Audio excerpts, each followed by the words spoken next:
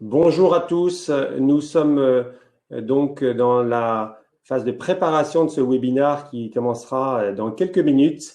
Il est 10h57, les participants sont là autour de cette table ronde sur ce webinaire où vous avez été très nombreux à vous inscrire. Vous êtes 800 inscrits, ce qui est une très belle nouvelle pour nous qui sommes les animateurs aujourd'hui.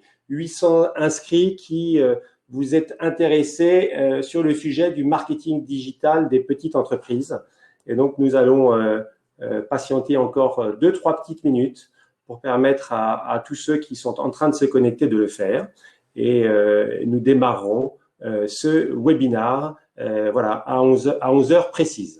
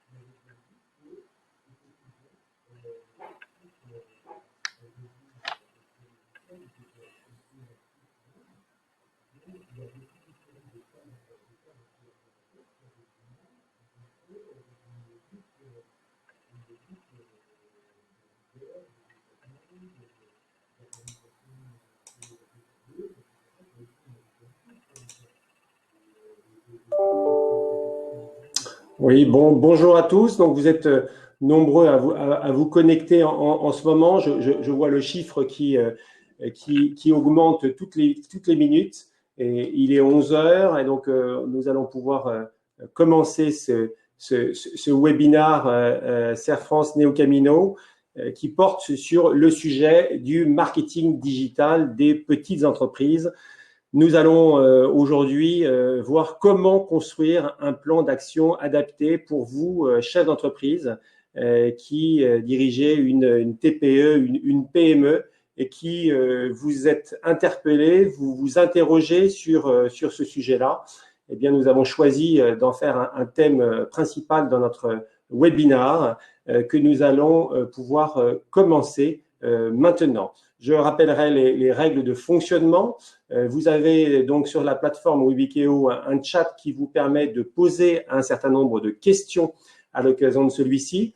Nous répondrons et nous avons choisi de répondre aux questions à l'issue de la présentation que Emma Ars et Camille Blaise vont nous faire, vont co-animer ce webinaire. Nous prendrons un temps certain à l'issue de celui-ci pour pouvoir répondre à toutes les questions que vous pourriez avoir. Je suis Ludovic Pétel, je suis directeur général adjoint du Conseil national du réseau Serre France et j'aurai le plaisir de co-animer ce webinaire. Quelques éléments de présentation pour commencer de façon très concise et très synthétique sur le réseau Serre France. Réseau Serre France qui est un réseau mutualiste et associatif qui accompagne les chefs d'entreprise de TPE, PME sur tout le territoire. Vous voyez la carte devant vous, à travers 700 agences de proximité qui ont une vocation, c'est accompagner à la création, au pilotage et à la transmission des entreprises, des chefs d'entreprise, que ce soit sur les métiers de la comptabilité et de la paye, sur les métiers du conseil, sur les métiers du conseil économique et conseil technique, avec une offre à 360 qui permet aujourd'hui aux chefs d'entreprise d'avoir cette vision globale. Cerfrance est donc, vous le voyez, quelques chiffres. C'est un réseau qui, au niveau consolidé, réalise 816 millions de chiffres d'affaires, 700 agences en proximité et aujourd'hui 59 entités en proximité dans votre territoire, dans vos départements, qui sont composés de collaborateurs, qu'ils soient comptables, qu'ils soient conseillers, qu'ils soient juristes, qu'ils soient fiscalistes, qu'ils soient spécialistes de la communication ou du marketing, qui ont une seule vocation, c'est vous accompagner dans le pilotage et la gestion de vos entreprises. Aujourd'hui, donc, nous allons traiter du sujet du marketing digital et nous avons donc deux intervenants spécialistes du sujet que je vais laisser se présenter, Emma Ars et Camille Blaise, qui vont pouvoir partager avec vous leur vision et vous expliquer en quelques mots en quoi ce sujet est un sujet clé aujourd'hui. Difficile pour un chef d'entreprise de ne pas s'intéresser et de ne pas suivre ces sujets qui deviennent prégnants, qui deviennent essentiels. Nous allons voir aujourd'hui à travers ce webinaire, à la suite des présentations, à l'ère du digital, c'est le contexte. Que se passe-t-il et en quoi le digital est venu bousculer la donne, bousculer la dynamique et bousculer les techniques de développement dans votre entreprise. Nous verrons ensuite comment construire un plan d'action adapté. Et là, l'idée étant bien de dire d'abord définir une action, un projet, un plan d'action, un objectif.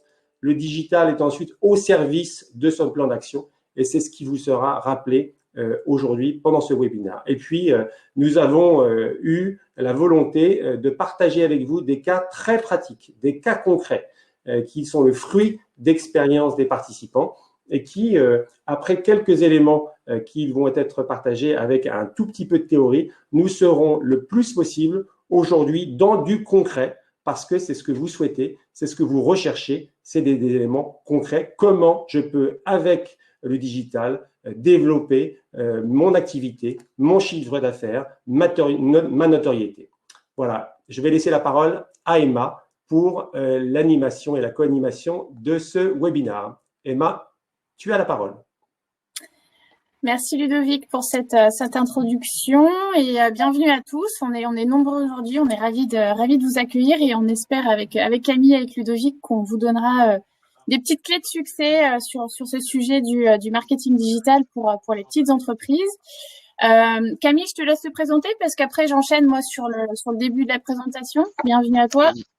Merci, bonjour à tous, bonjour Emma, bonjour Ludovic. Du coup, je suis Camille Blaise, un des associés d'une société qui s'appelle Neocamino. Neocamino, c'est une structure qui existe depuis 9 ans, qui est engagée auprès de ses clients, petites entreprises, dirigeants de petites entreprises, TPE, PME, comme on a l'habitude de les nommer, pour les faire atteindre leurs objectifs, pour atteindre avec eux leurs objectifs de développement. Notre objectif et notre mission, notre préoccupation, c'est de mettre le numérique au service des objectifs de développement des dirigeants et des entreprises en général, petites entreprises. Et donc, moi, j'arriverai avec des exemples concrets à la fin de cette présentation. Merci Camille. C'est vrai que notre point commun à tous les deux. Donc moi, je me présente, je travaille pour Cerfrance, pour le département de l'Isère exactement, puisqu'il y a, vous l'avez compris, plein de Cerfrance au travers du territoire. Je suis responsable développement et marketing pour Cerfrance, donc c'est mon premier client.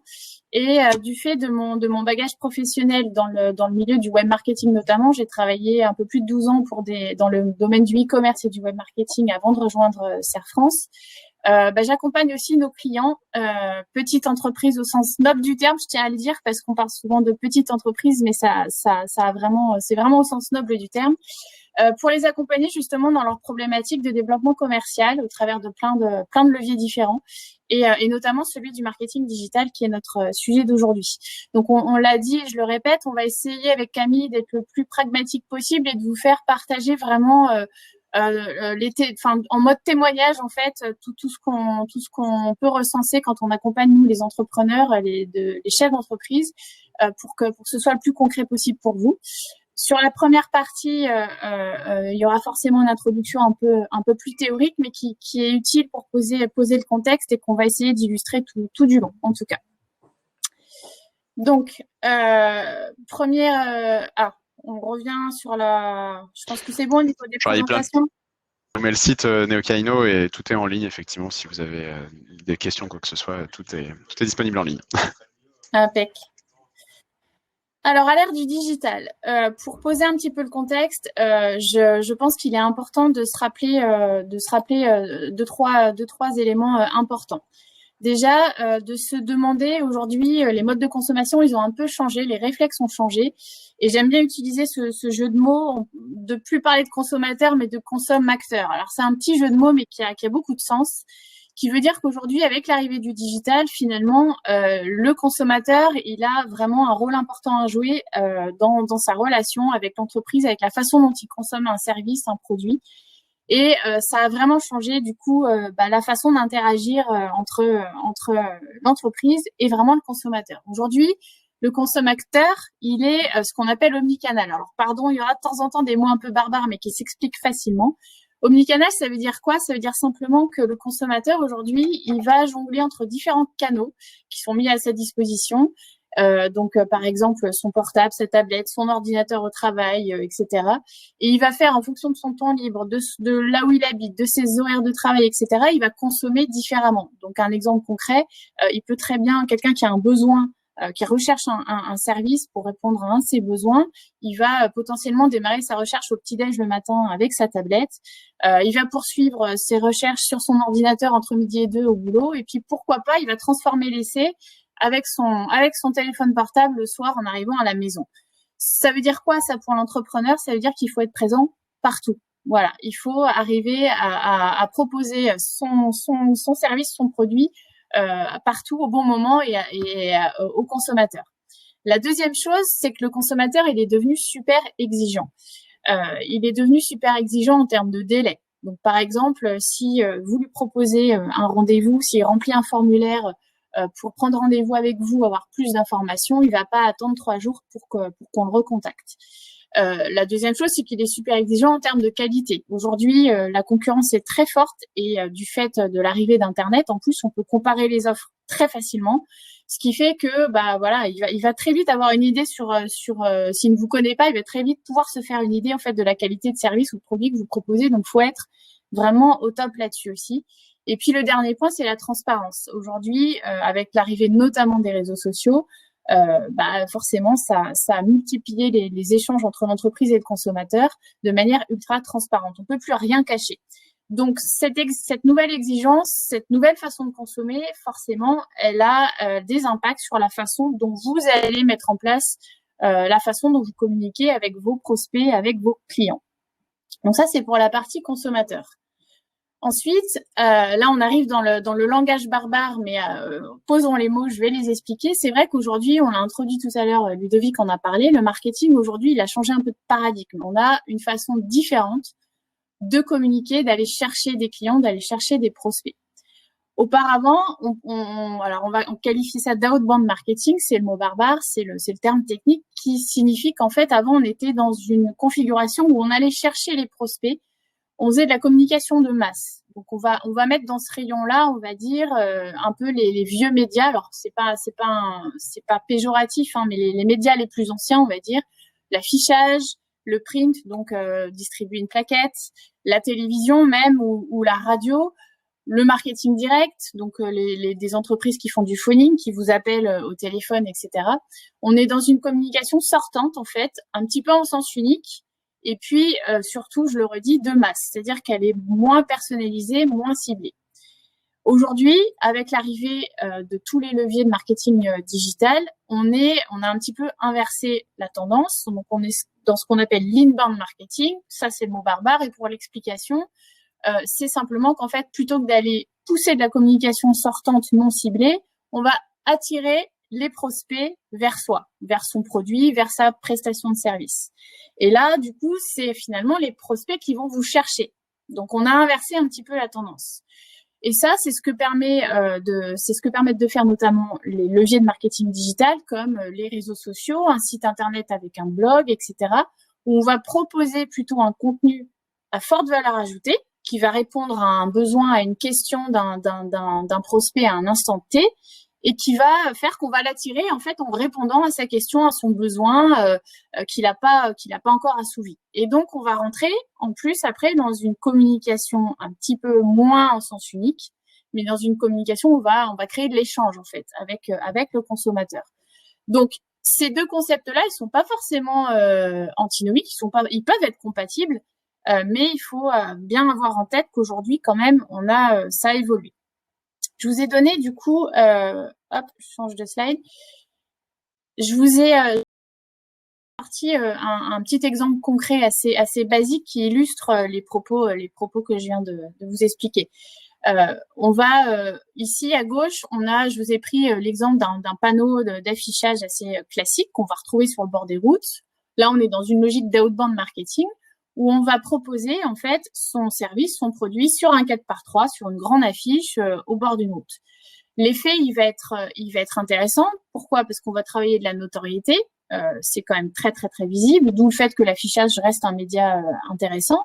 Et puis là, le deuxième, on va dire, objectif de ce panneau, c'est un objectif directionnel, tout simplement d'indiquer la position géographique de la boutique. Donc il y a deux objectifs dans ce panneau d'affichage, qui peut avoir en soi toute son utilité.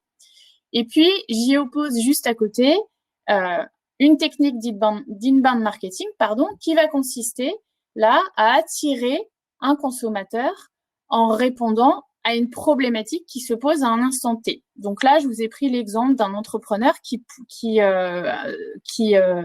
proposerait la commercialisation de poêles à granulés, de chaudières, ce genre de service-là.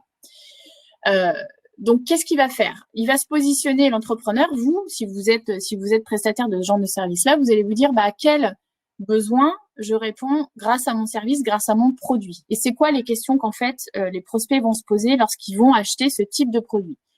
Donc là, vous allez vous positionner en tant qu'expert et vous allez rédiger en fait une fiche conseil tout simplement qui va aider vos prospects, vos clients, vos consommateurs cibles à répondre à cette question. Donc là, typiquement, c'est la petite phrase qui est en noir ici sur la présentation. Comment choisir son poêle à granulés?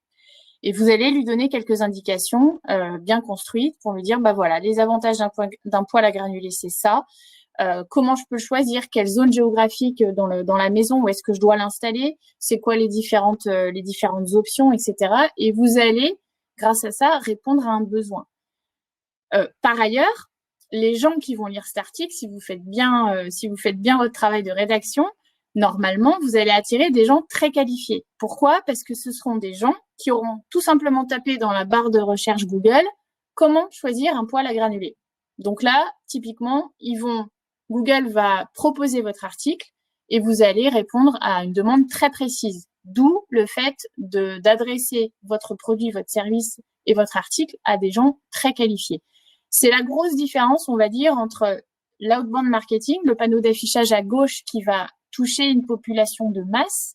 Vous n'empêcherez jamais la population qui emprunte la route XY là devant laquelle passe le panneau d'affichage d'être sollicité par le panneau. Et si vous n'êtes pas en recherche d'un poêle à granulés, ça va vous passer au-dessus de la tête. À droite, si effectivement vous êtes en recherche d'un poêle à granulés et qu'on répond à cette question-là, vous allez être forcément beaucoup plus satisfait de la démarche.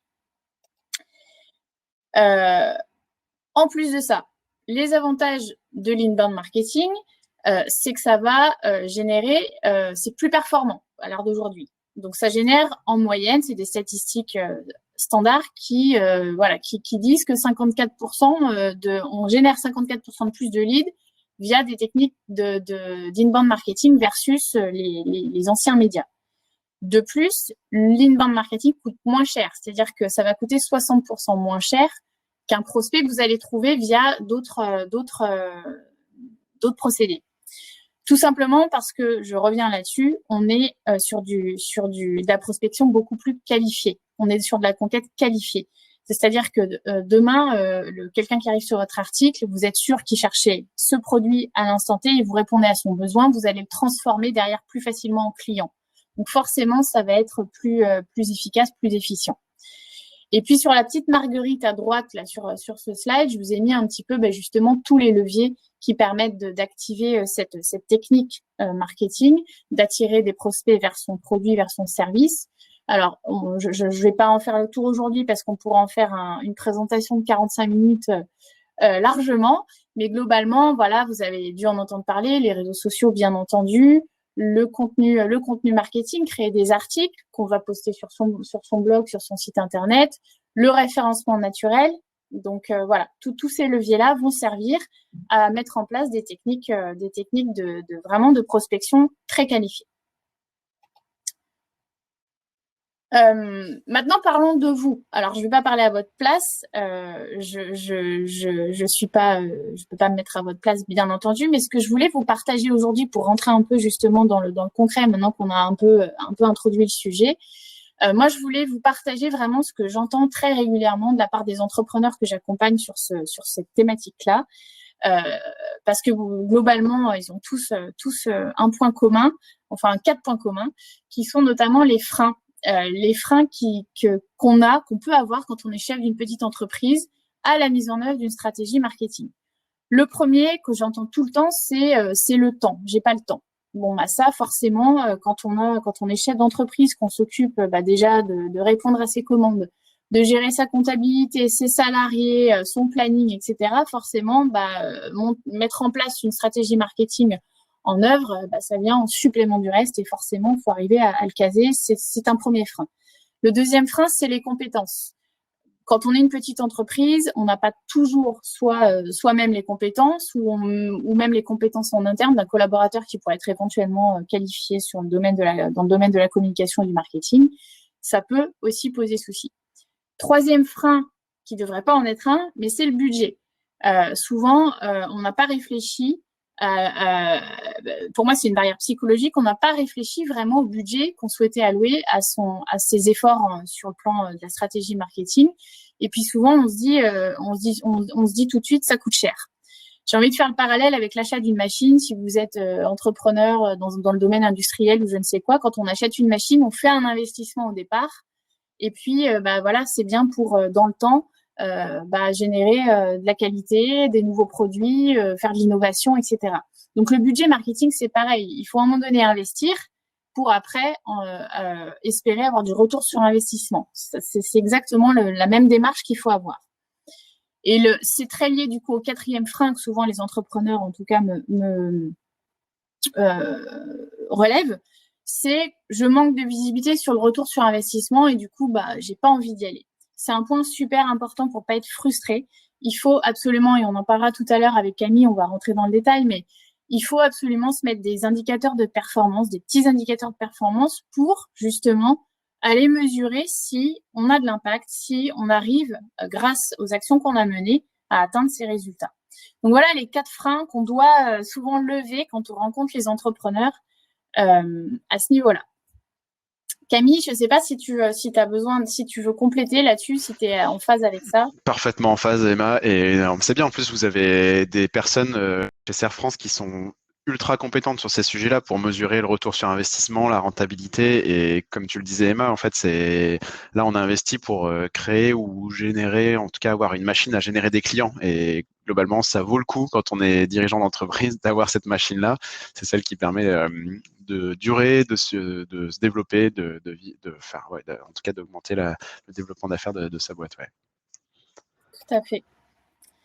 Alors après, la situation dans laquelle on se retrouve souvent quand on est entrepreneur et qu'on n'est pas issu du domaine du marketing, c'est qu'on se retrouve face à un panel de leviers assez large.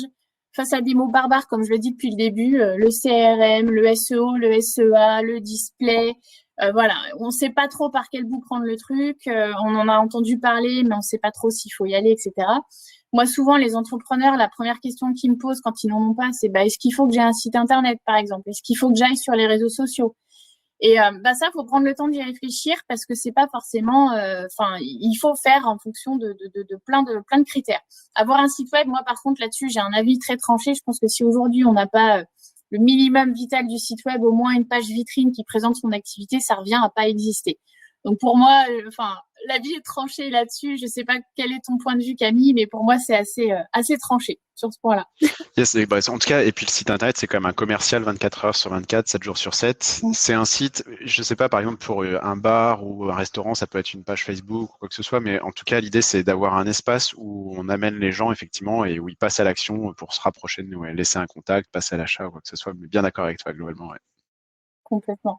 Et puis pour les réseaux sociaux, par exemple, j'en parlais tout à l'heure, on n'est pas. C'est vrai qu'on est. J'ai beaucoup d'entrepreneurs qui sont pas forcément en affinité avec ce canal-là, qui l'utilisent pas à titre personnel et qui donc sont un peu perdus. Néanmoins, il faut le garder dans le panel d'options. Pourquoi la réponse, elle est vraiment très binaire. C'est là où les gens se trouvent en fait. C'est là où vos prospects, vos clients se trouvent, ou du moins en partie. Donc, c'est un canal qu'il faut pas mettre de côté. Et si on n'est pas en affinité avec ce canal-là, si on se sent pas de l'utiliser à titre professionnel, il faut confier la mission. Mais c'est une belle opportunité d'aller chercher du monde. Tout ça pour dire que pour constituer sa stratégie marketing, faut faire en fonction de plein de choses. D'une, définir ses objectifs. Et là, je m'étale pas là-dessus parce qu'on rentre largement dans le détail avec Camille plus tard. Et puis, il faut composer avec les freins dont on a parlé tout à l'heure. C'est quel temps j'ai à consacrer à ça, quelles compétences, quel budget. Et on arrive à la fin, on fait une logique d'entonnoir à se dégager, à affiner un plan d'action plus pertinent. Ensuite, il y a un point important, c'est de commencer par se poser des questions basiques. Moi, à chaque fois que je reçois un entrepreneur et qu'on est amené à travailler sur sa stratégie, on commence par la base de la base. C'est quoi vos attentes? Et là, Camille nous expliquera tout à l'heure, mais on a des objectifs, on démarre toujours par un objectif hyper large, un objectif macro, parce que c'est super important de commencer par ça. Ensuite, il y a le deuxième point important dont on a parlé, les compétences. Est-ce que j'ai les compétences vraiment en interne de le faire? Moi, j'ai une anecdote là-dessus. J'ai accompagné justement un entrepreneur du bâtiment dans la construction de sa stratégie marketing. On a revu son offre, on a réécrit son offre, on a créé son site internet, on a écrit le plan d'action. Sauf qu'au moment du plan d'action, 3 mois plus tard, quand je l'ai appelé, il m'a dit non, j'ai rien fait. Donc là, se pose tout à fait le problème des compétences, du temps, etc. C'est-à-dire qu'il avait la volonté de mettre en place un plan d'action, mais il n'a pas eu ni le temps ni les compétences de le faire. Donc plan B, on décide d'être accompagné, on décide de sous-traiter la démarche pour aller jusqu'au bout de la stratégie. Et puis dernière question, qui est mon cœur de cible? C'est un point de base aussi. À qui je vais parler, à qui je vais adresser mon message? D'autant qu'on l'a vu en introduction tout à l'heure, aujourd'hui, les gens, ils attendent une relation personnalisée. La communication de masse, ça n'existe plus. Plus on personnalise, plus on a de chances de transformer l'essai. Donc, il faut absolument se demander à qui on va adresser son produit, son service, etc. Qui se cache derrière. Après, si je suis dans une logique B2B, donc si mon offre, mon produit s'adresse à une entreprise, ou inversement en B2C, si mon offre ou mon produit s'adresse à un consommateur final, je vais avoir des réflexes et des moyens aussi qui vont être différents et qu'il faudra adapter. Alors, maintenant, comment on construit justement ce plan d'action? J'ai simplement repris tout ce qu'on vient de dérouler, mais j'ai essayé de le mettre un petit peu dans l'ordre et sur une échelle de temps assez un peu macro. Donc, on va y revenir, mais je commence par bien définir mes objectifs macro et puis après le plus spécifique possible.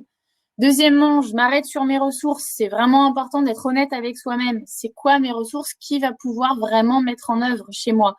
Si j'ai pas les ressources, comment on fait? C'est vraiment, vraiment important. Je reprends l'anecdote dont je viens de parler.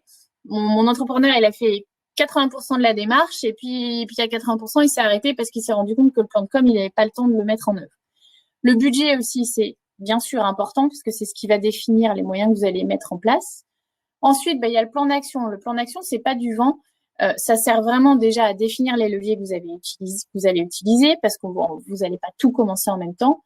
Et puis, le plan d'action, c'est votre to-do list, en fait. C'est une façon de cocher au fur et à mesure ce qui a été fait, ce qui n'a pas été fait, etc. Donc, c'est vraiment important de le faire aussi, d'avoir un plan de marche.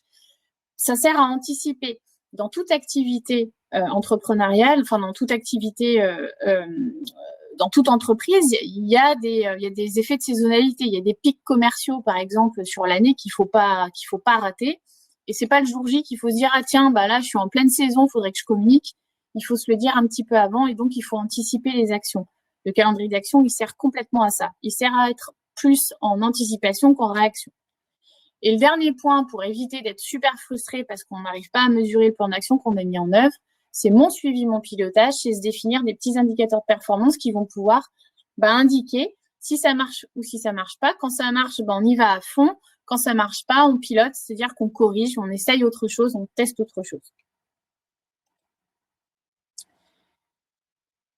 Alors, là, on va rentrer avec Camille, on pensait que c'était important de revenir sur cette notion d'objectif parce qu'on passe du temps avec les entrepreneurs qu'on reçoit à le poser, cet objectif, et on s'aperçoit que souvent, en fait, quand un entrepreneur arrive, il a pas pris le temps d'y penser très clairement. Développer mon activité, c'est trop large. Donc, il faut prendre le temps. Donc ça, la notion de SMART, c'est un petit acronyme qui permet simplement c'est très utilisé dans le monde de l'entreprise, même du management.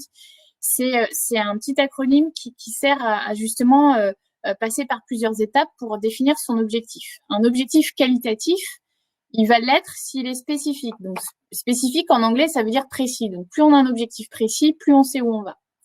Deuxièmement, le M, c'est pour mesurable. C'est-à-dire qu'on doit encore une fois, définir un indicateur qui va permettre de me dire si oui ou non mon plan d'action il fonctionne. Atteignable. Atteignable, ça veut dire suffisamment ambitieux pour que ça me motive et puis pas trop ambitieux non plus pour que je puisse l'atteindre. Donc, il faut trouver le juste équilibre à ce niveau-là. Voilà, si vous faites 100 000 euros de chiffre d'affaires et que vous me dites que dans 6 mois, vous voulez faire 1 million, je vais vous dire qu'on va peut-être réviser un peu les ambitions. Quatrième point, réalisable. Réalisable, tout simplement, est-ce que j'ai les moyens, les compétences, qu'est-ce que je m'en œuvre vraiment? Est-ce que je suis prêt à mettre les moyens qu'il faut pour y arriver? C'est un point important aussi. Et puis surtout, le définir dans le temps. Faut pas se dire on verra bien. Faut se donner des échéances à 6 mois, à 1 an, à 2 ans, à 3 ans pour avoir vraiment une vision précise de là où on veut aller. Alors, Camille, est-ce que tu veux nous expliquer un petit peu comment toi, tu fais réfléchir justement les entrepreneurs là-dessus? Yes, carrément. Mais quand on a préparé ce webinaire avec Emma, donc on s'est posé effectivement pour se dire mais quels sont les objectifs qu'on veut mesurer, sur lesquels on met le doigt effectivement. C'est super important effectivement de prendre ce pas de recul, d'avoir cette première démarche où on se dit au service de quoi est-ce que je mets tout ça? Au service de quoi je mets le numérique? Au service de quoi je mets mon site internet? Les différents leviers dont tu parlais Emma juste avant. Et souvent, en fait, l'objectif macro, comme on l'a nommé avec Emma, il est fondamental, en fait. C'est aujourd'hui, Serre France, quelle est la perspective du groupe Serre France? Pourquoi est-ce que Serre France investit dans des équipes marketing, investit dans des outils, blabla, etc. Pourquoi est-ce que moi, Camille, en tant qu'associé de Neocamino, je décide de recruter, de payer des publicités sur Google Ads, sur Facebook Ads, d'écrire des contenus pour faire du référencement naturel, etc. Et donc, l'idée, c'est au démarrage de formaliser, d'écrire, de dire, de communiquer, de partager un objectif qui soit qui vous tienne au creux du ventre en fait, où vous vous dites effectivement celui-là, je vais me réveiller le matin et quoi qu'il arrive, je voudrais toujours atteindre cet objectif-là. Et donc je peux vous en parler des heures de ça parce que c'est super intéressant et c'est ce qui fait qu'il y a une énergie créatrice au fond de chacun d'entre nous, en fait, avec pourquoi nous, en tant que chef d'entreprise, en tant que responsable marketing ou directeur adjoint, etc., on a envie, on a cette démarche souriante avec de l'énergie, etc. Et des exemples très concrets, donc c'est par exemple une dame qui s'appelle Aliénor Perrard, qui est photographe à Lyon. Et aujourd'hui, son objectif macro, ce qui fait qu'elle elle décide d'utiliser le numérique et au service de quoi elle le met, c'est d'avoir une rémunération qui lui permet d'avoir une activité indépendante grâce à la photographie. Et donc, plutôt que de dire j'ai un boulot alimentaire, plus cette activité qui est ma passion, dans laquelle je m'accomplis, etc., je veux faire de cette activité passion mon moyen de vivre, de gagner une rémunération correcte.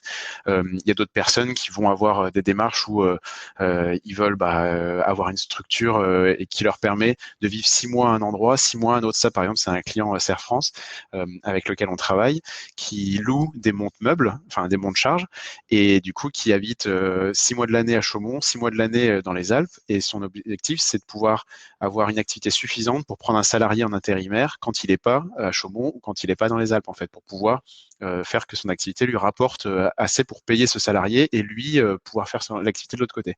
Et l'idée, c'est de pouvoir formaliser ça, en fait. C'est qu'est-ce que je veux obtenir en tant que chef d'entreprise, en tant que personne, et qui fait que je vois bien au service de quoi je mets ces actions, ces outils en bonne et due forme, du coup. Et ensuite, donc, tu vas en reparler de façon plus opérationnelle. Ça vaut le coup de décliner cet objectif-là en disant, qu'est-ce que ça signifie en termes de chiffre d'affaires, par exemple? Ok, donc, je sais, comme tu le disais, 150 000 euros de chiffre d'affaires pour pouvoir être autonome ou pour pouvoir embaucher un salarié d'un côté ou de l'autre de mon activité. Et d'où est-ce que va venir ce chiffre d'affaires? Il y en a qui va venir depuis la recommandation client, depuis le trafic par référencement naturel, depuis le trafic par la publicité en ligne.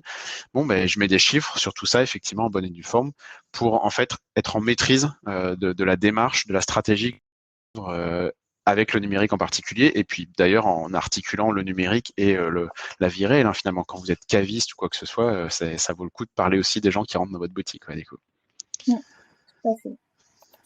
Du coup, pour rebondir sur ce que tu dis, j'ai vu dans le chat en plus que vous aviez besoin d'exemples concrets. Je vous en partage un que j'avais préparé ici.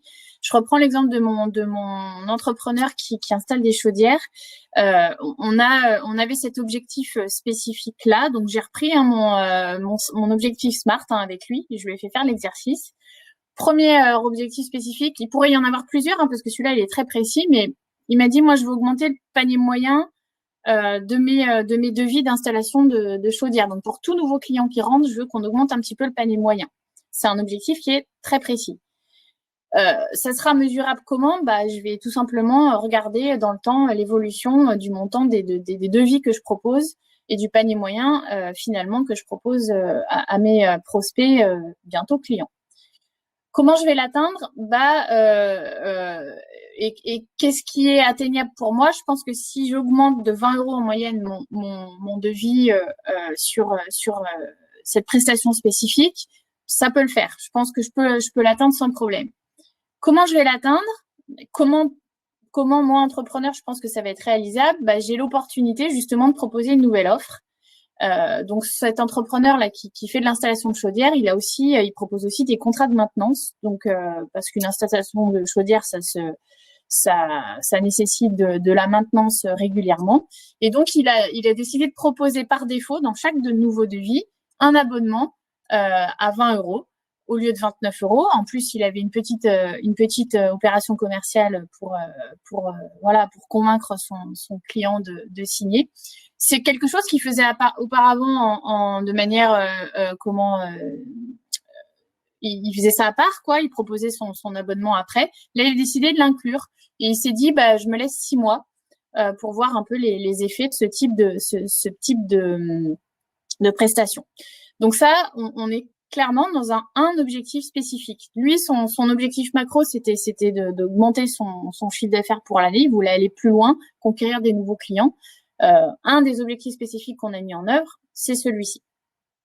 Après, il peut y en avoir plein d'autres. J'en ai un autre qui est venu me voir et qui m'a dit, moi, j'ai un peu d'ego, ça c'est moi qui le dis, mais ce que je veux, moi, c'est sur une requête très précise dans Google.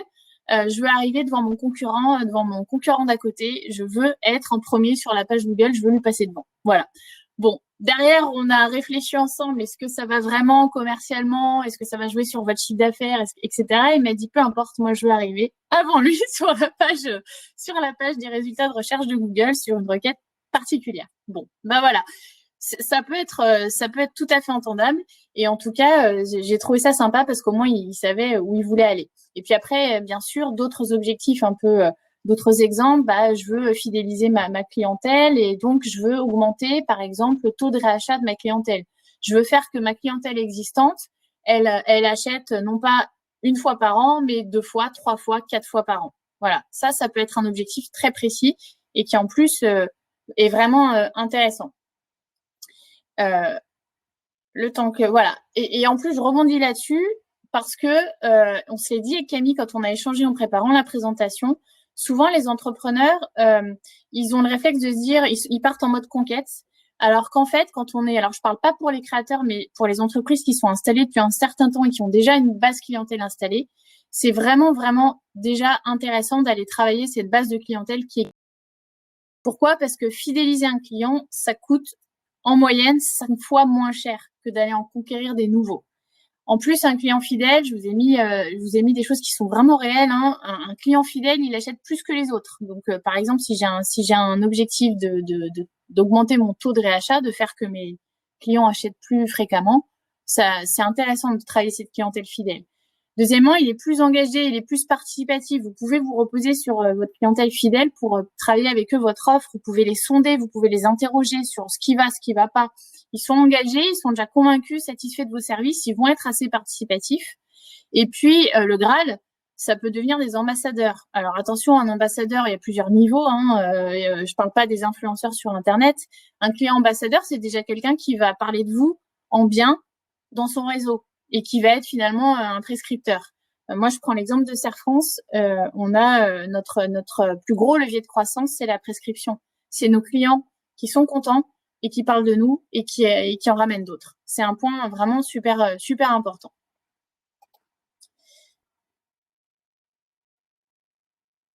Alors après, on l'a évoqué et Camille, je vais te laisser la main là-dessus. Les ressources, c'est quelque chose aussi sur lequel il faut s'arrêter et puis se poser quelques questions. Mon micro et les ressources, c'est très important, effectivement. Du coup, c'est un enjeu. En fait, ça vaut le coup là aussi de se poser. En fait, il y a une personne qui posait une question super intéressante. Quel outil est le bon pour faire son plan d'action, etc. Mais moi, je pense qu'un cahier et un crayon, c'est déjà les outils de ceux qui veulent réussir leur stratégie en ligne. Et du coup, formaliser sur une feuille blanche, sur un cahier, et puis avec vos pairs, hein, donc votre associé, votre expert comptable, votre conseiller Serre France, avec votre époux, votre épouse, votre compagnon, votre compagne.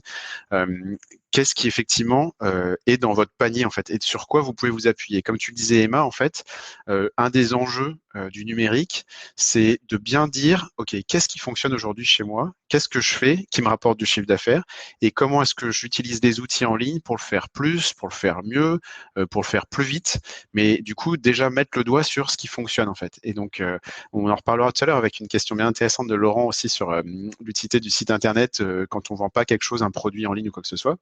Mais du coup, c'est se dire ça, c'est aujourd'hui, qu'est-ce qui fonctionne en fait? Donc déjà ça, et ensuite, qu'est-ce que je sais faire? Est-ce que j'ai déjà créé un site internet? Est-ce que j'ai déjà fait du référencement naturel? Est-ce que je comprends les termes quand on me parle de mots-clés, de netlinking? Je voyais Yen qui partageait des conseils sur le chat. Est-ce que j'ai déjà mis en place des campagnes Google Ads, Facebook Ads? Est-ce que j'ai déjà fait de l'emailing? Est-ce que j'aime écrire? Est-ce que de façon aussi très terre à terre, mais ou pragmatique, est-ce que je fais des fautes d'orthographe ou pas, blablabla. Et donc tout ça, ça a du sens de l'écrire, de se le dire et de se dire où est-ce que je suis fort, qu'est-ce qui fonctionne déjà, où est-ce que je suis fort, qu'est-ce que j'ai plaisir à faire, et de pouvoir après aller choisir dans ce qui effectivement est une force en fait en termes de temps, de compétences, d'investissement possible, pour dire voilà les outils et les actions que je vais mettre au service de ces objectifs qu'on a définis juste avant. Donc globalement en fait c'est se dire est-ce que j'ai du temps, quelles compétences j'ai, est-ce que j'ai du budget? Et donc là, c'est un mal français, hein, mais on a tous du budget en fait quand on fait 100 000 euros de chiffre d'affaires. C'est légitime et ça vaut le coup encore une fois d'en parler avec son conseiller Serre France, de se dire quel est le coût acceptable d'acquisition d'un prospect, quel est le coût acceptable d'acquisition d'un client, et du coup, dans quoi est-ce que j'investis cet investissement possible en fait. Et qui sont les personnes qui m'entourent et sur lesquelles je peux m'appuyer. Donc des personnes en stage, en alternance, qui font partie de l'équipe éventuellement. Et ça vaut aussi le coup de penser aux personnes qui sont externes à l'entreprise éventuellement et qui peuvent être des partenaires, des prescripteurs, des revendeurs éventuellement, sur lesquels aussi vous pouvez vous appuyer. Voilà. Merci Camille. J'ai vu une question, parce que le slide suivant, c'est sur les outils. J'ai vu des questions passer dans le chat à ce sujet-là. On va pas pouvoir, avec Camille, répondre à cette question aujourd'hui parce que c'est quels outils je dois utiliser. Ça dépend forcément de votre profil et de vos objectifs, etc. On a passé déjà 40 minutes à vraiment expliquer ça. Néanmoins, par rapport au panel d'outils que j'ai présenté en introduction tout à l'heure, ils peuvent être rangés plus ou moins. Alors même s'il y en a certains qui sont multi-objectifs, on peut quand même les ranger dans différents cases entre guillemets. Il y en a qui vont servir à attirer. Donc bien sûr, le référencement, j'en ai parlé tout à l'heure, créer un article de qualité, ça va jouer sur le référencement naturel de votre site internet. Vous allez pouvoir attirer des gens qualifiés par ce biais-là. La publicité en est un autre. Il y a d'autres leviers qui sont faits pour convertir. Donc là, forcément, le site internet, c'est le super outil de conversion en marketing digital. Demain, si vous créez ce fameux article à valeur ajoutée là dont je vous ai parlé, qui répond à une problématique particulière d'un client ou d'un prospect, si vous lui mettez un petit formulaire à la fin de contact pour lui dire si vous souhaitez en savoir plus, contactez-moi, ou si vous lui poussez une offre, etc., vous allez convertir plus facilement cette personne que vous avez réussi à attirer et qui est probablement très qualifiée par rapport à ce que vous proposez. Et puis, on a des outils qu'on va ranger au rayon fidélisation. On en a parlé, c'est vraiment un très, très bon angle à prendre quand on est chef d'entreprise, qu'on a une entreprise déjà installée, c'est de travailler sa base client actuelle. Et là, on va pouvoir se servir de l'email marketing, bien entendu. Souvent, la courbe le cycle de vie d'un client, c'est sinusoïdal, c'est comme ça. Le client, il est très engagé au début avec vous, il est satisfait, etc. Puis s'il n'entend plus parler de vous, son taux d'engagement envers votre produit, vos services, il va chuter. Donc, c'est important d'aller taper à sa porte régulièrement en anticipant des points de contact avec vos clients que vous avez déjà conquis. Je fais pas plus long sur ce sujet-là parce qu'on pourrait en parler des heures. Et puis, on tenait absolument avec Camille à vous présenter des cas pratiques qui illustrent tous les propos qu'on a exposés jusque-là. Camille, je te laisse la main. Yes, du coup, on va prendre 5 minutes pour le faire et puis je sais pas, on pourra vous les envoyer si besoin, faire une petite vidéo complémentaire. Je voudrais vous parler de Céline et Sébastien Dalonis qui sont dirigeants d'une structure qui s'appelle Mange Olive. Ils sont producteurs de spiruline et de safran bio dans le Gard, du coup. Donc c'est un couple qui vend de la spiruline et du safran en ligne et puis pas que, en fait, aussi dans les marchés, etc. Donc si on fait la démarche qu'a décrite Emma, l'idée c'est notre interlocutrice, en tout cas la personne que je connais, c'est Céline, et elle, son objectif, c'était passer plus de temps avec ses enfants. Et donc là, vous voyez, l'objectif désirable, il est bien là. En fait, c'est un truc bien macro. J'en ai marre d'être tout le temps sur l'exploitation, à être au four et au moulin, etc. J'aimerais avoir une journée où je m'occupe pas de l'exploitation, où j'ai délégué la compta à Serre France, où j'ai fait en sorte que quelqu'un s'occupe de l'acquisition client, etc. Et par ailleurs, donc c'était augmenter sa marge en ayant une vente en direct plutôt qu'en passant par des revendeurs. Et donc là, quelque chose de très mesurable à nouveau en bonne et due forme et avec un timing qui était sur l'année, quoi, du coup. En termes de ressources, du coup, elle a de l'appétence, en fait, elle aime les outils en ligne, elle aime mettre les mains dedans, etc. Donc l'idée, c'est qu'elle s'occupait de tout. Son enjeu, c'était de monter en compétence et de le faire par elle-même. Et donc l'idée, c'était de construire le plan d'action qui tenait compte de cet objectif, de ses objectifs et des ressources, donc son temps, ses compétences à elle. Du coup, donc là, mon point, là, en fait, c'est ce que j'aimerais que vous reteniez et ce à quoi vous repartiez de cette présentation et de ces exemples en particulier, c'est votre plan d'action, il doit être simple, en fait. Et s'il y a une chose que vous devez pouvoir dire à la fin, c'est « j'ai dit non à plein de choses. J'ai dit non à Google Ads, j'ai dit non aux réseaux sociaux, j'ai dit non à Instagram, j'ai dit non à Facebook, j'ai tata, et j'ai dit oui à 1, 2, 3 choses que je vais faire de telle façon et qui vont me rapporter ça, en fait. Et donc là, l'idée avec Céline en particulier, c'était de dire, bon, il y a des opportunités sur les moteurs de recherche, des gens cherchent, expriment des intentions, font des requêtes, tapent des expressions clés sur les moteurs de recherche Google en particulier, qui permettent de les faire venir sur le site de Mange Olive. bah, du coup, ça vaut le coup tous les mois d'écrire un article de blog qui va répondre à une question que se posent les internautes qui sont intéressants. Et je vous en envoie un qui m'a fait sourire du coup quand on a préparé ça, qu'a écrit Céline.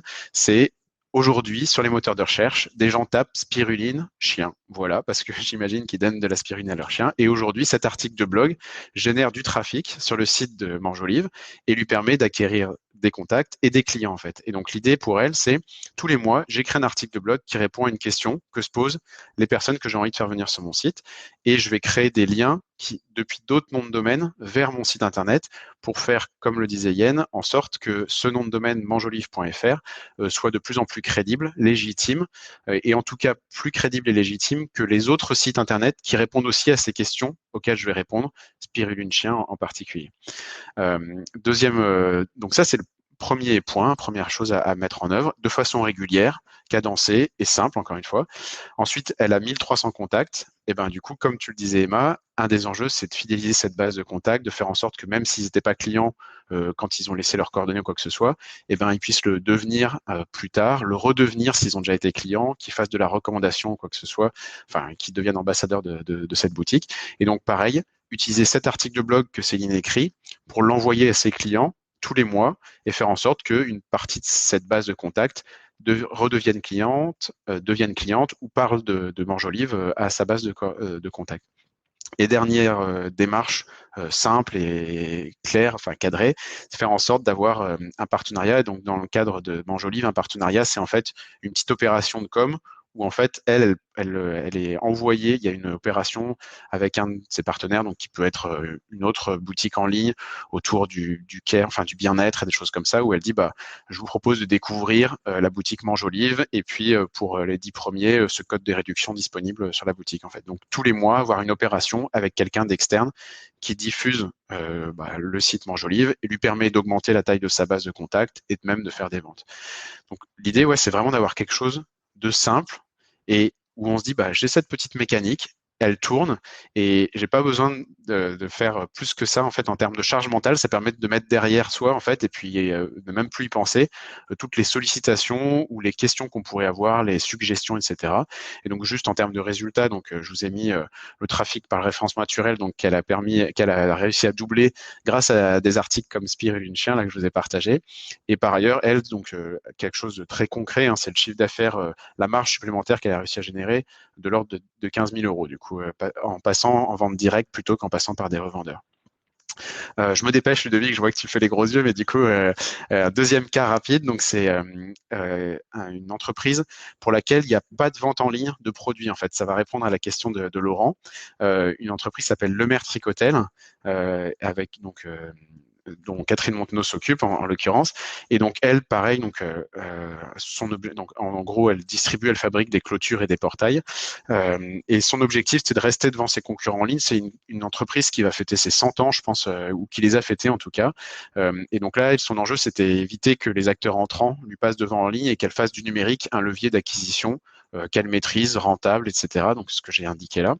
Elle, de son côté, elle a une équipe commerciale, donc elle a des 3-4 personnes qui sont terrain et qui peuvent passer des coups de fil. Et donc là, vous voyez, c'est au moment d'identifier les ressources, c'est se dire bah, qu'est-ce que je fais aujourd'hui, comment ça fonctionne. Bah, j'ai des commerciaux qui rencontrent mes prospects, qui découvrent un besoin, qui font une proposition entre 5 et 15, 20 000 euros et qui font une vente une fois sur 3, par exemple. Et donc, bah, comment est-ce que je mets le numérique au service de ça? Je vais faire en sorte que mon site génère des demandes de rendez-vous, en fait. Et donc là, vous voyez, Laurent, l'enjeu, c'est pas de vendre en ligne, pas du tout. C'est de faire en sorte que des prospects dans le BTP, des particuliers, des maçons, des installateurs de clôture ou quoi que ce soit, des paysagistes, s'adressent à l'entreprise Lemaire Tricotel via son site internet pour solliciter l'appel d'un commercial, télécharger un catalogue, demander un devis pour un projet ou quoi que ce soit.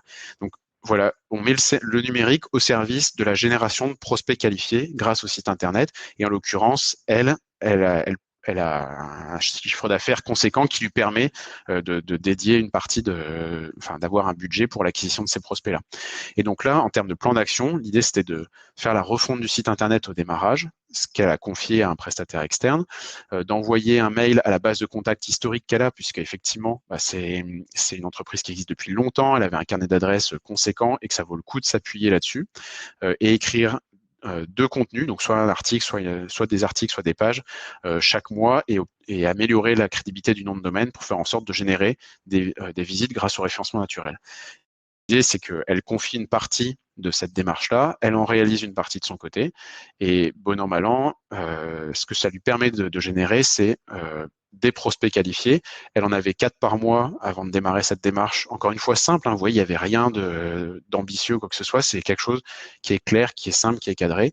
Elle passait de 4 à 140 prospects qualifiés par mois grâce à son site internet, et surtout, elle, en tant que dirigeante, en tant que cadre, ça lui a permis de se dire, bon, j'ai une démarche qui est maîtrisée, qui est cadrée, je sais au service de quoi je mets cet investissement, création de contenu, création de liens, animation de ma base de contact, et je vois très vite, de façon régulière, ce que ça me rapporte concrètement. Ouais, du coup.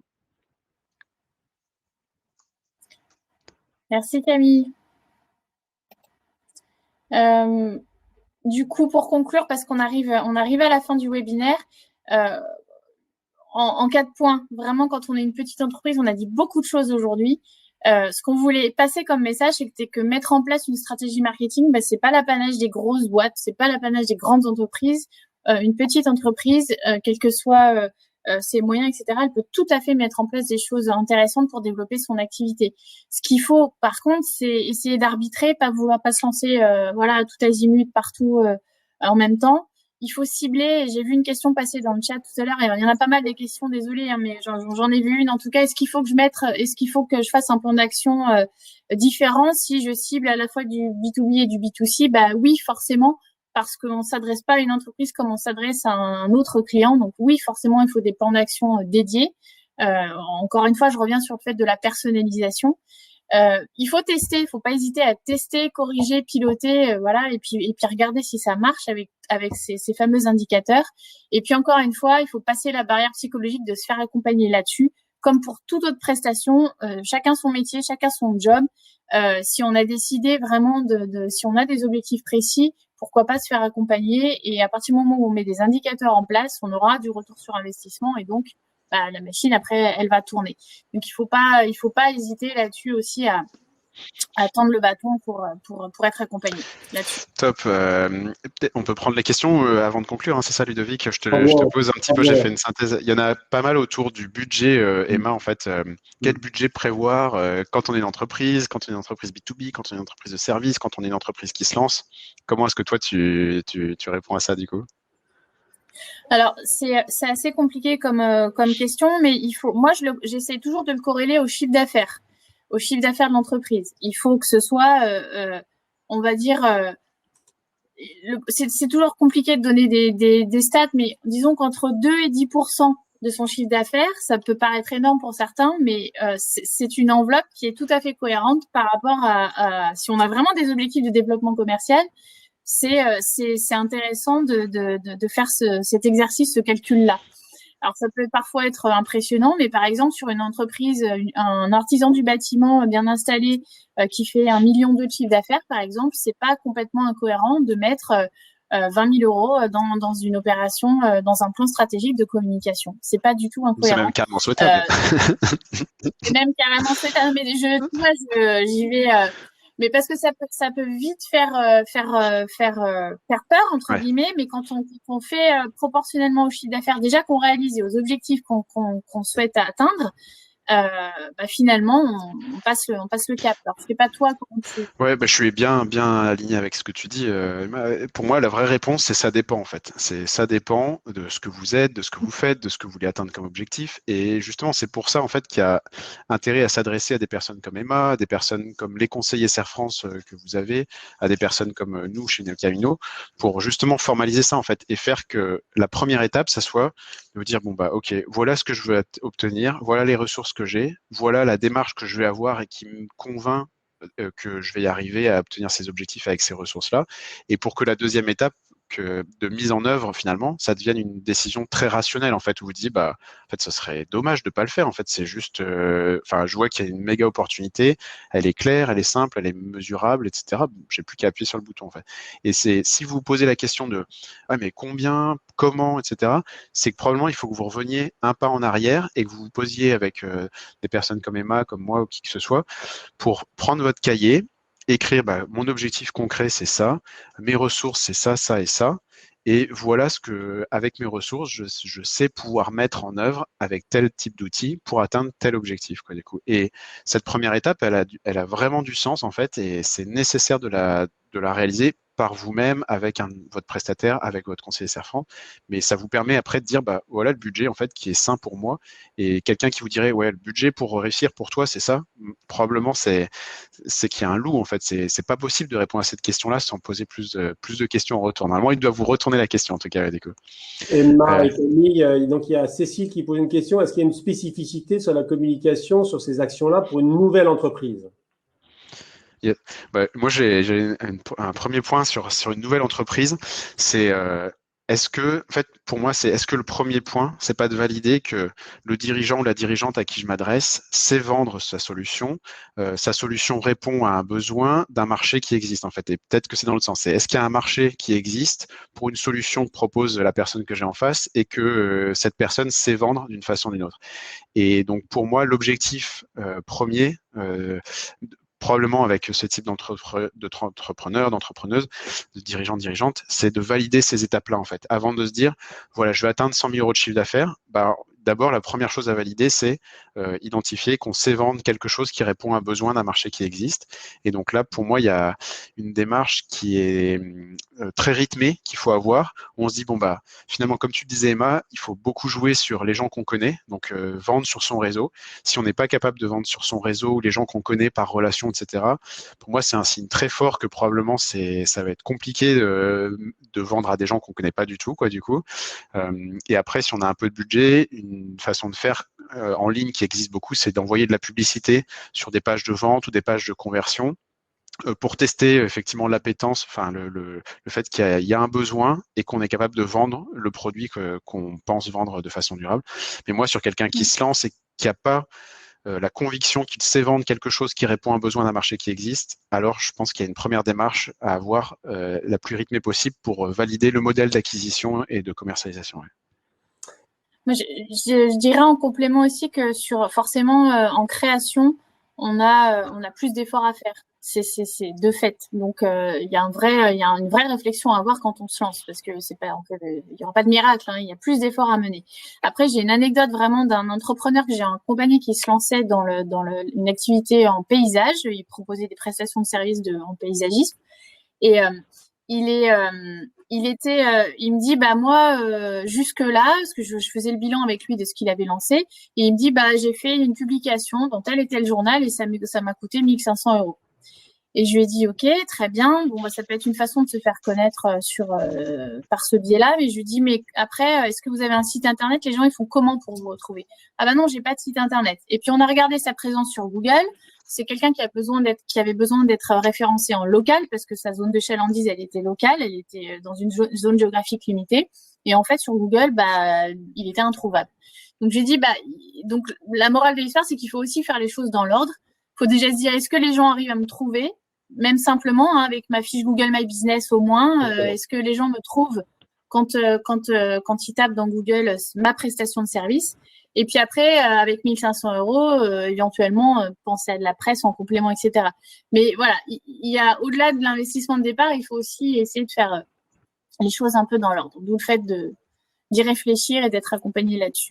Alors, il y a une question de Philippe qui dit, est-ce que le RGPD n'était pas le plus grand ennemi de l'inbound marketing? Moi, je vais répondre à cette question en disant que le RGPD cadre les actions de l'inbound marketing. Il lui donne un cadre, mais à mon sens, il ne vient pas en opposition. Et le RGPD ne dit pas, vous ne pouvez pas être dans une logique de marketing de contenu, vous ne pouvez pas envoyer d'emailing, vous ne pouvez pas faire d'action digitale. Par contre, il donne un cadre, et un cadre très clair et qui est plutôt vertueux. Qui est ça, ouais. En plus, on est dans une démarche délibérée de la personne, c'est-à-dire que rien n'oblige quelqu'un à lire votre article. Tant que vous lui demandez pas, tant que vous l'obligez pas à rentrer son adresse email, c'est l'inverse qui se passe en fait.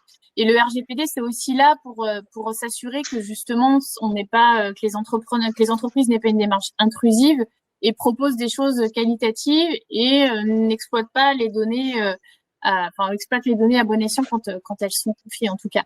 Mais lire un article, c'est pas c'est pas du tout rien de vous y normalement de vous y oblige, à moins que vous obligiez la personne à rentrer son mail pour lire l'article, par exemple, si on parle d'une action concrète, il n'y a pas de souci là-dessus. Je vais répondre à la question de Aude. Des pistes pour trouver un prestataire pour créer un site.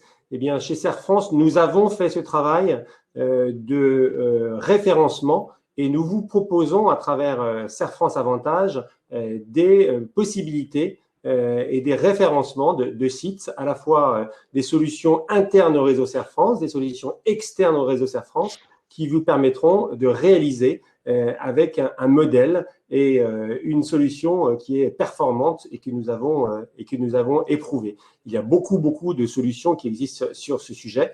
Nous en avons sélectionné certaines et pensons qu'elles sont efficientes pour répondre à vos besoins.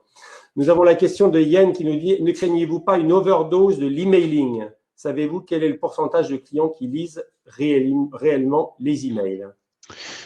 Ouais, moi du coup, en fait, c'est marrant quand on organise des ateliers avec Emma tous les deux en présentiel. Je sais pas si tu as ça, Emma, mais souvent on pose la question, qui ouvre les newsletters? Et alors on essaye de faire lever des mains, personne ne lève la main, etc.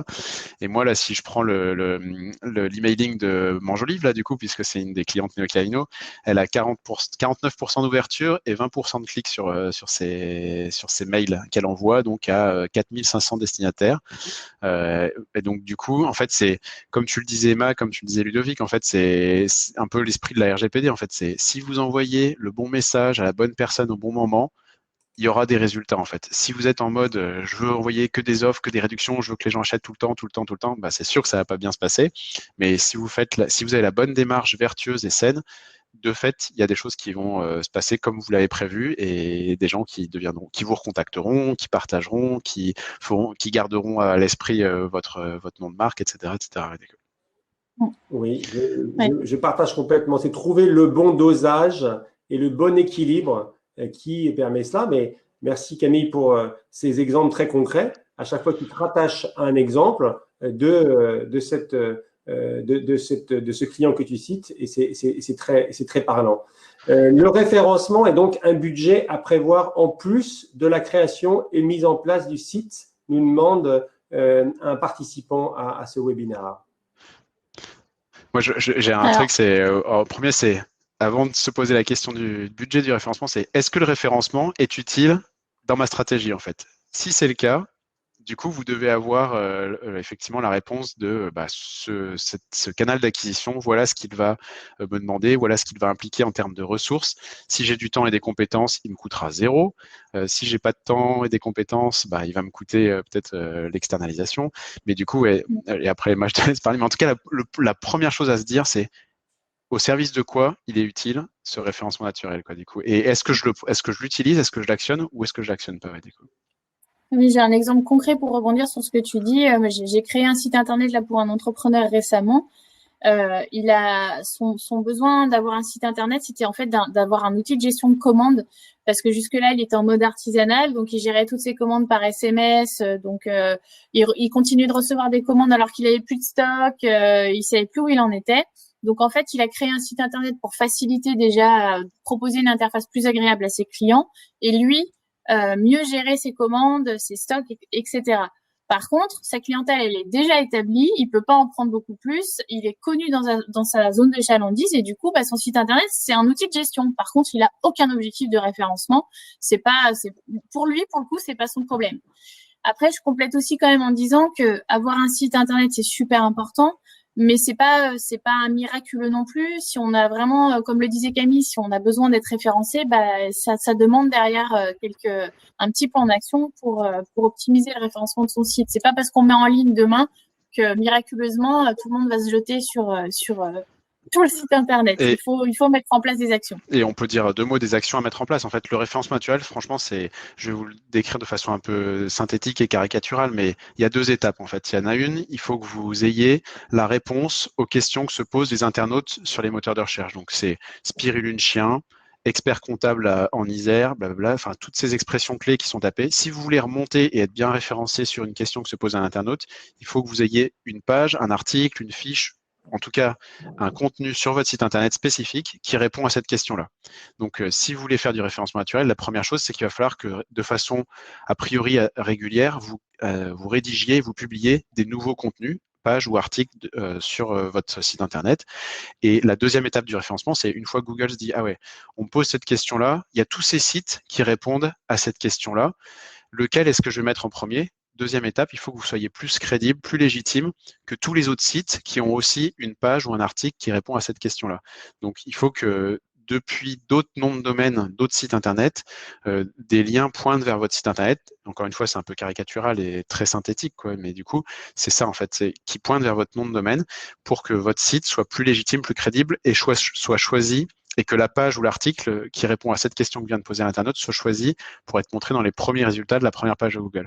Donc du coup, c'est si vous faites du référencement naturel, il faut prévoir un budget pour rédiger des contenus, éventuellement a priori de façon assez régulière, disons mensuelle, et un budget pour faire en sorte que d'autres sites internet pointent vers votre nom de domaine. En tout cas, en ce qui nous concerne, Neocamino, notre taille d'entreprise et pour la plupart de nos clients, juste de faire ça, déjà, ça permet d'obtenir des résultats. Ouais, du coup. Bon, eh bien, écoutez, nous arrivons au terme de ce webinaire. Merci d'y avoir participé. Vous avez été nombreux à être avec nous ce matin sur un sujet qui est clé. Et nous vous renvoyons et nous vous proposons, si vous voulez en savoir plus, eh bien de contacter vos conseillers via votre comptable, votre conseiller chez Serre France. Vous avez également, et nous travaillons en liaison, en partenariat avec Neocamino et Camille très régulièrement. Merci d'avoir participé à ce webinaire. Merci à Camille et à Emma de l'avoir animé avec la volonté et d'avoir été très concret. On a fait peu de théorie, on a fait beaucoup d'exemples avec des cas concrets qui parlent à nos clients.